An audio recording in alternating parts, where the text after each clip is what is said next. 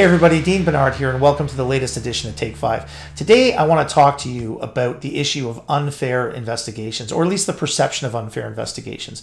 There's been a lot of discussion about this. There's been court cases recently where the courts have really, quite frankly, ripped apart poorly done investigations. I've had a lot of conversations with people on LinkedIn, people who are legal counsel defending individuals or working with individuals through a process, and them expressing to me their unhappiness with some of the investigation processes they've been involved in.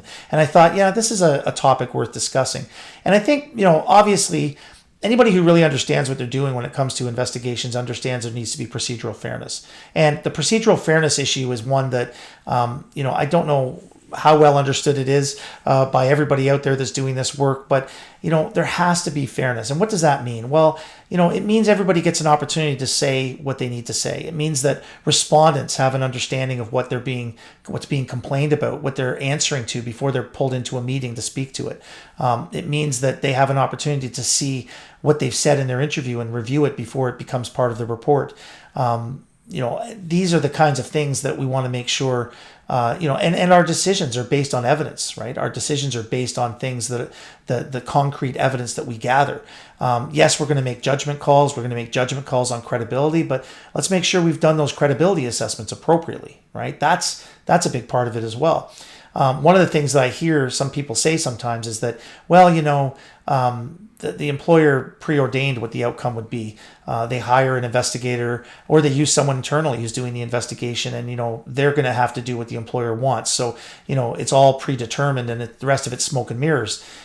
I do believe that happens. I'm not going to say it doesn't. Certainly doesn't happen with us, but I do think it happens out there. When we have a client come to us, or a potential client come to us and say, well, this is the outcome we're expecting, we say, well, I'm sorry, that's not what's going to happen. You're going to get the truth. That's our job. That's what we're here to do. The truth gathered in a neutral way, a fair way, an unbiased way. And if that's not what the client wants, then we're not the people for them to hire. But we know that there are individuals out there that will get hired on those terms. And that's unfortunate. I don't think there's that many people out there that would do that, but I think they exist. And of course, that's going to create concern for the people involved that maybe this hasn't been a fair thing. Sharing the interview notes again is another one. Well, when do we do that? Well, what we do is we interview the person, we let them see the notes we've taken and review them then and there. They don't get to walk away with a copy of them in that moment, because we want to maintain the integrity of the investigation. We want to make sure that there's not all kinds of information floating around out there that could be shared with others. Doesn't mean they will do it, but we want to make sure there's no opportunity to do it. Sharing the report. Should people get a copy of the report? That's going to be up to every individual employer. It's not a decision we make as an external investigator, but we always prepare two reports. One that is the full report that has all the information in it with, detailed witness interviews and summaries and all that kind of thing. And then we prepare an executive summary. I would argue that it would be fair to share the executive summary with people. Of course, and by people, I mean the respondent and the complainant. Of course, if things go to a tribunal, or you end up in court, you end up in arbitration, disclosure rules will dictate that you share everything. And of course, that's a different kettle of fish altogether. But in the course of investigating and in the immediate aftermath of an investigation, I think an executive summary or a letter that synopsizes the outcome for the person is at a minimum what should be done.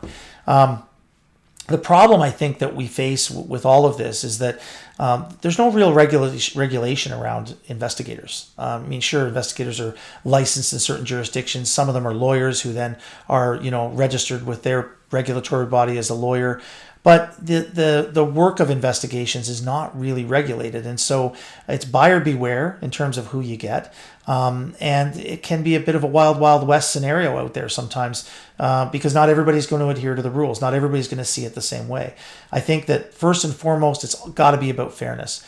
Let people ask questions, explain the process, help them to understand why things are done the way they're done. Don't just make decisions and not share things. Another one is you're doing the investigation. Later on in the course of the investigation, you learn of something that maybe should be shared with and you should be giving the complainant and respondent the opportunity to speak to it.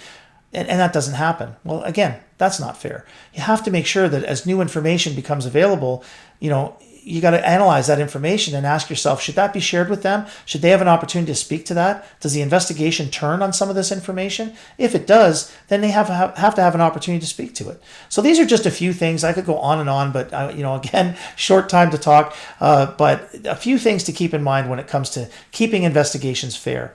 I hope you've enjoyed this, and I guess I'll see you next time on Take 5.